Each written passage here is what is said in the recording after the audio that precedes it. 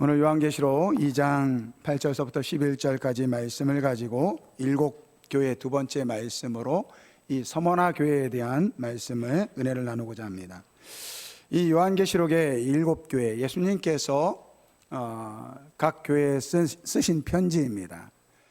특별히 이제 소아시아, 당시에 소아시아에 있었던 이 일곱 교회에 쓴 편지인데, 특별히 그 편지 내용을 보면 예수님께서 칭찬과 또 때로는 꾸중을 하시는 내용이 있습니다. 그런데 오늘 본문에 소개된 이 서머나 교회와 함께 빌라델비아 교회는 예수님으로부터 칭찬만 들었던 이 교회입니다. 그래서 이 서머나 교회 이렇게 되어 있는 교회는 그 뜻이 우리 교회는 예수님으로부터 칭찬만 듣는 교회가 되고 싶습니다. 그런 의미를 가지고 있는 거예요. 여기 우리 창원에도 서머나 교회가 있잖아요. 그런 의미가 바로 우리 교회는 칭찬만 듣는 그러한 교회가 되고 싶습니다.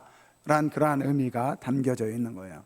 물론 우리 교회는 서머나 교회는 아니지만 우리 교회 이름이 뭡니까? 이 아름다운 교회잖아요. 그러니까 하나님 앞에 이 아름다운 교회가 되고 싶습니다. 그러한 의미가 담겨 있는 줄 믿습니다. 그러면 구체적으로 하나님 예수님께서 이 서머나 교회를 통해서 칭찬하신 내용이 무엇이냐? 그 중심 내용이 바로 9절 말씀입니다. 내가 내 환난과 궁핍을 알거니와 실상은 내가 부요한 자다, 이렇게 말씀하십니다. 그러면서 자칭 유대인이라 하는 자들의 비방도 알거니와 실상은 유대인이 아니요 사탄의 회당이다 라고 말씀하시면서, 특별히 이 본문 말씀을 보면 서머나 교회 성도들과 이 자칭 유대인이란 사람들을 비교하면서 그 가운데 신앙생활하는 이 서머나 교회 성도들을 칭찬하고 있습니다. 오늘 본문 말씀을 통해서 과연 하나님 예수님께서 이 서머나 교회를 통해서 우리에게 원하시는 이 성도의 모습, 이 교회의 모습은 무엇인지 살펴보려고 합니다. 이 서머나 지역은요, 우리 지난주에 나눴던 이 에베소 교회와 이 버가모 지역과 함께 당시에 굉장히 최고로 발달했던 도시들 중에 하나입니다. 그러니까 그 말인즉 이 물질이 풍요롭고 그리고 이 우상 숭배가 활발하게 이루어졌던 그러한 곳이라는 것입니다. 특별히 이 서머나 지역은요, 이 예루살렘이 이 멸망을 당한 이후에 유대인들이 이 서머나 지역으로 많이 넘어왔습니다. 그러니까 오늘 본문 말씀도 이 유대인을 통해서 이 서머나 교회 성도들이 많은 어려움을 겪었다라는 것이 바로 그 이유인 것입니다.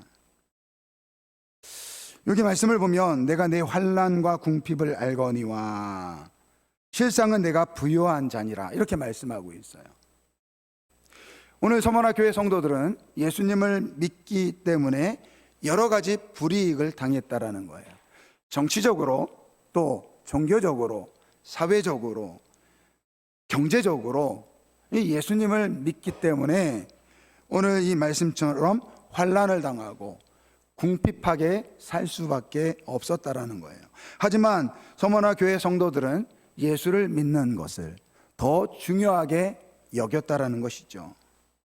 그래서 겉으로 보기에는, 세상적으로 보기에는 고통을 당하고 환난을 당하고 정말 궁핍하게 살아가는데, 그러한 이 서머나 교회 성도들을 바라보는 예수님의 관점은 뭐라고 이야기합니까?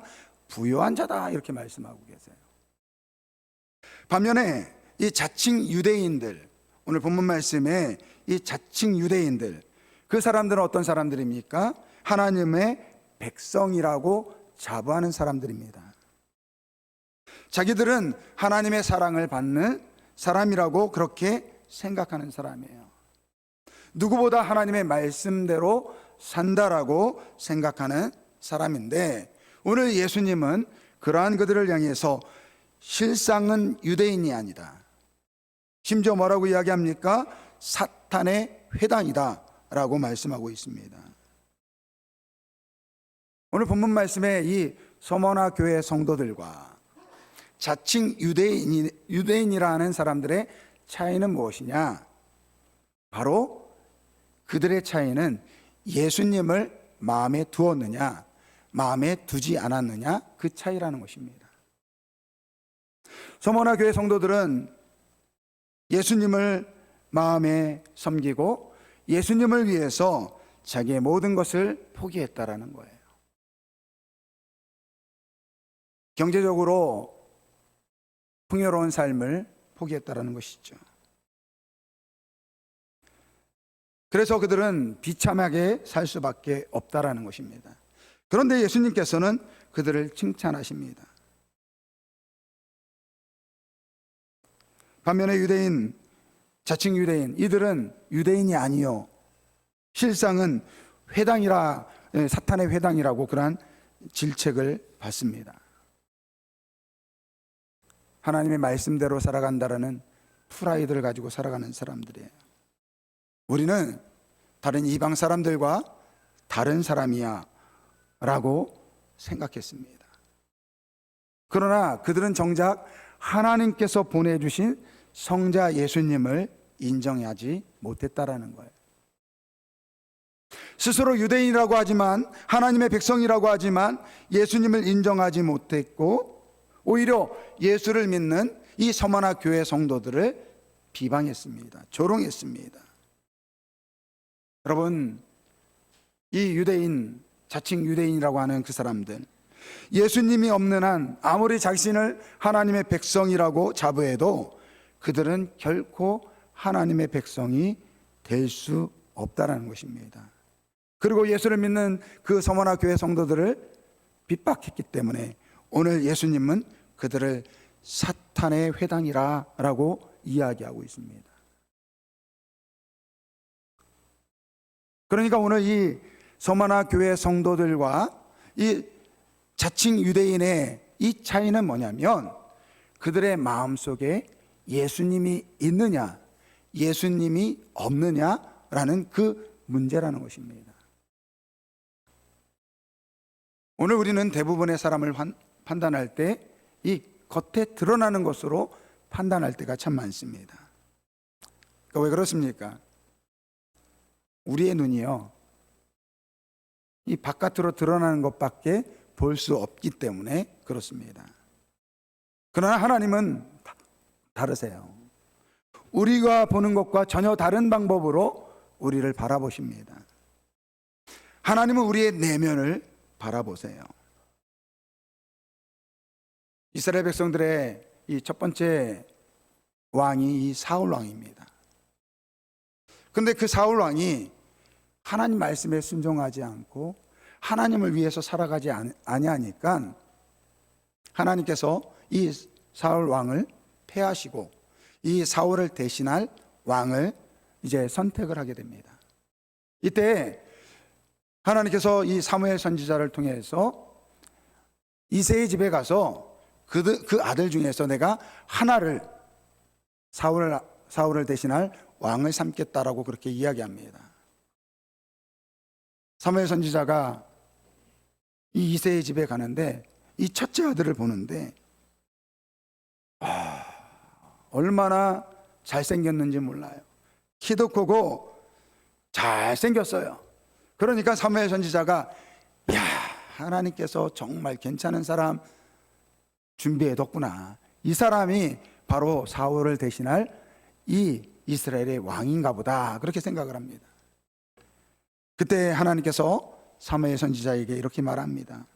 여호와께서 사무엘에게 이르시되 그의 용모와 키를 보지 말라. 내가 이미 그를 버려놓으라. 내가 보는 것은 사람과 같지 아니하니 사람은 외모를 보거니와 나 여호와는 중심을 보느니라. 사무엘 선지자가 보기에는요, 키도 크고 잘생긴 이 엘리압이 사울을 대신할 이 이스라엘 왕이라고 그렇게 생각을 한 거예요. 그런데 하나님께서는 그 엘리압 마음속에 하나님을 향한 마음이 전혀 없다라는 것을 보고 계시다라는 것입니다. 반면에 그 집의 막내 이 다윗은요, 천덕꾸러기예요. 그래서 그 양들을 데리고 이 목동 일을 하는 그러한 사람인데, 하나님께서는 그를 보는데 비록 그가 하는 일은 한낱 양을 치는 목동에 불과하지만 그 마음속에 하나님을 향한 열심, 하나님을 위한 마음이 있다라는 것을 보셨다라는 것이죠.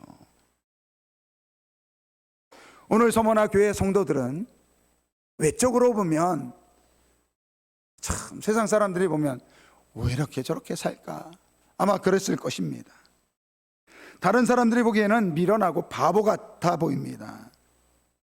그런데 그들은 마음속에 예수님을 모시고 이 세상의 즐거움과 만족보다는 영원한 천국을 바라보며 비록 이 땅에서 고난을 당하고 정말 힘겹게 살지만 기쁨으로 예수님을 모시고 살아가고 있었다는 것입니다. 그래서 예수님께서는 그러한 그들을 향해서 부유한 자라고 말씀하고 있습니다. 왜요? 그들의 마음에 예수님을 모시고 살아가니까, 예수님을 믿어 이 땅에 속한 사람이 아니라 천국에 합한 사람으로 살아가니까 예수님은 서머나 교회 성도들을 향해서 그들이 그 누구보다도 복되다라고 말씀하신 것입니다. 저는 우리 아름다운 교회 성도들이 오늘 서머나 교회 성도들처럼 예수님을 마음에 모시고 살아가는 정말 복된 성도분들이 되길 주님의 이름으로 축원드립니다. 반면에 유대인들을 보십시오. 하나님의 백성이라고 이야기합니다. 하지만 정작 말씀의 근원 되시는 예수님을 영접하지 못합니다. 예수님께서 십자가 위에서 하나님의 말씀의 모든 말씀을 성취하셨어요. 그것이 무엇입니까?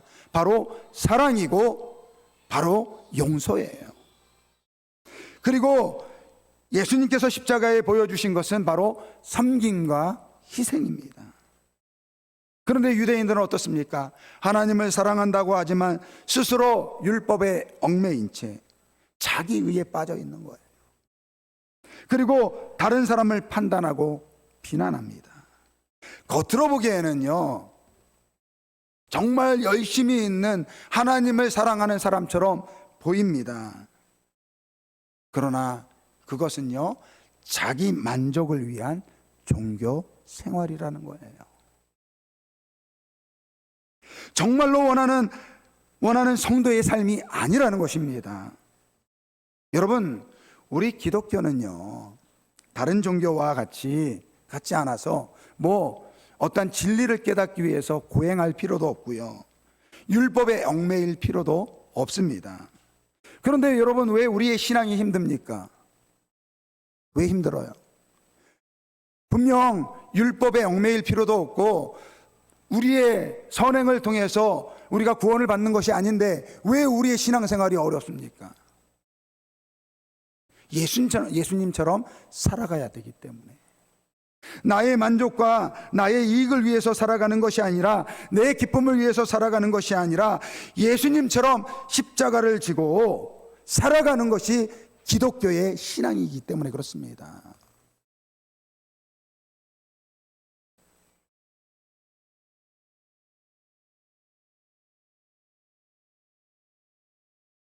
여러분, 우리가 신앙생활하기 참 편하게 신앙생활하시는 분도 있어요.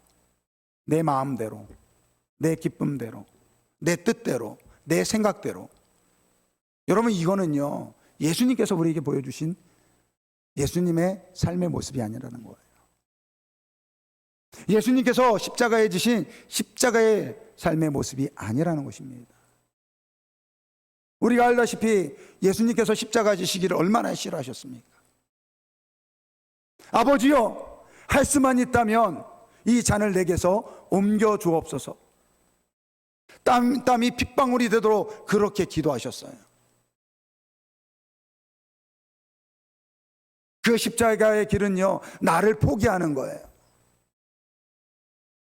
한낱 죄로 인해서 마땅히 죽어 마땅한 인간을 위해서 자신을 희생하고 죽어야 하는 길이 바로 십자가의 길인 것입니다. 오늘 우리의 신앙생활도 마찬가지예요.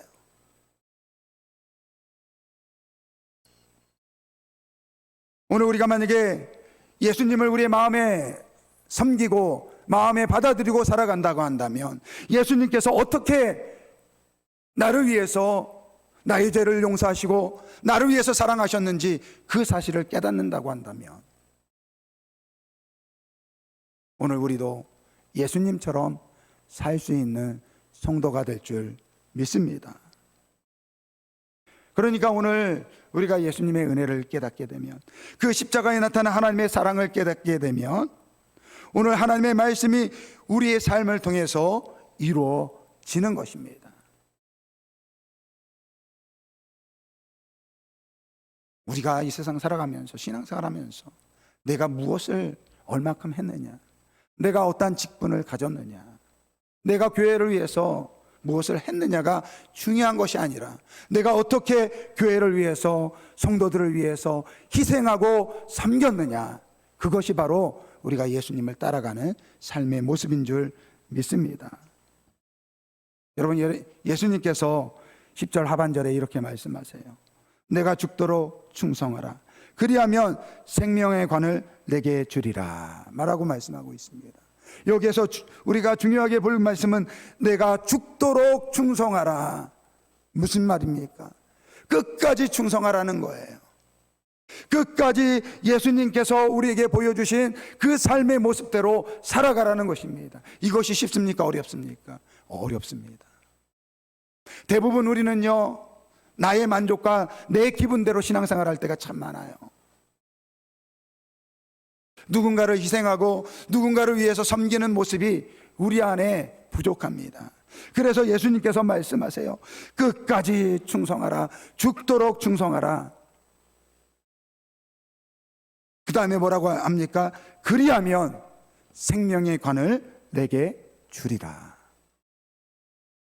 그래야만 오늘 예수님의 생명이 우리에게 있다란 뜻입니다. 그러니까 오늘 이 말씀을요, 뒤집어서 이야기하면, 내가 우리 성도들을 위해서 희생하고 헌신하고 섬김의 모습을 살지 못한다고 한다면, 어쩌면 그 오늘 예수님께서 말씀하신 이 생명이 내게 없을 수 있다라는 거예요. 얼마나 두려운 말씀입니까?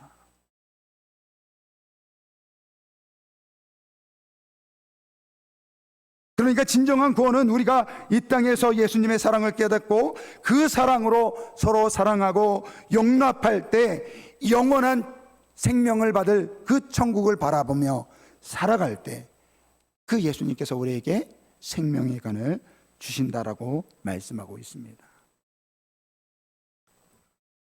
여러분, 이 요한계시록은 사도 요한이 쓴 책입니다.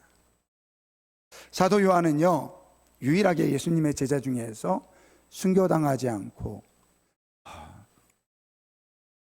100세까지 사신 분이에요. 오늘 아침에 뉴스를 보니까 청나라 때 태어나신 그 중국의 최고령 할머니가 숨을 거뒀다는 그런 이야기가 나왔는데, 오늘 이 사도 요한은요, 당시에 100세까지 살았습니다. 구전에 의하면요, 이 사도 요한이 마지막 때에 이 에베소 교회에 있었다고 합니다. 많은 제자들이 이제 노년에 그분이 이제 거동을 하지 못하니까 이렇게 이제 강단에 그분을 이렇게 누이면요, 많은 제자들이 찾아왔대요.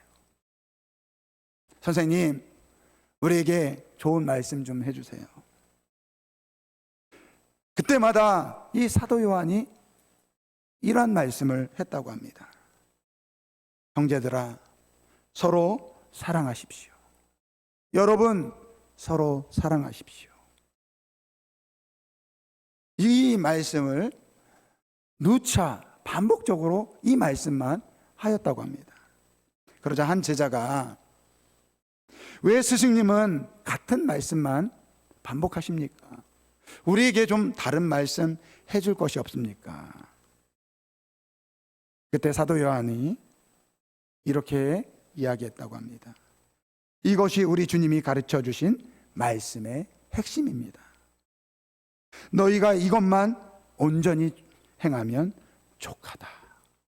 라고 그렇게 이야기했다고 합니다. 여러분, 사도 요한이요, 성질이 얼마나 급한 사람이었는지 아십니까? 그래서 예수님께서 그의 별명을 우레의 아들이다. 그러니까 너무 화를 잘 내니까 야, 너는 우레의 아들이구나, 이렇게 별명을 줬어요. 그러니까 조그만 틈도 보면요, 막 화부터 내는 거예요. 그랬던 이 사도 요한이요, 말년에 뭐라고 이야기합니까? 서로 사랑하십시오. 서로 사랑하십시오. 이것이 우리 주님께서 가르쳐 주신 말씀의 핵심입니다. 이것만 온전히 행하면 족합니다. 할렐루야. 사랑하는 성도 여러분, 왜 우리가 용서하지 못할까요? 왜 우리가 상대방의 연약한 부분을 용납하지 못할까요? 그것은요, 예수님의 사랑이 나에게 없기 때문에 일 수 있다는 것을 기억하시고, 먼저 예수님을 향한 사랑으로 가득한 우리 모두가 되길 주님의 이름으로 축원드립니다. 이 시간 우리 결단의 찬양으로 오늘 말씀을 기억하면서 예수님 사랑합니다, 예수님 사랑합니다, 내 마음에 예수님의 사랑으로 가득하게 하여 주옵소서. 사랑합니다 나의 예수님 고백합니다.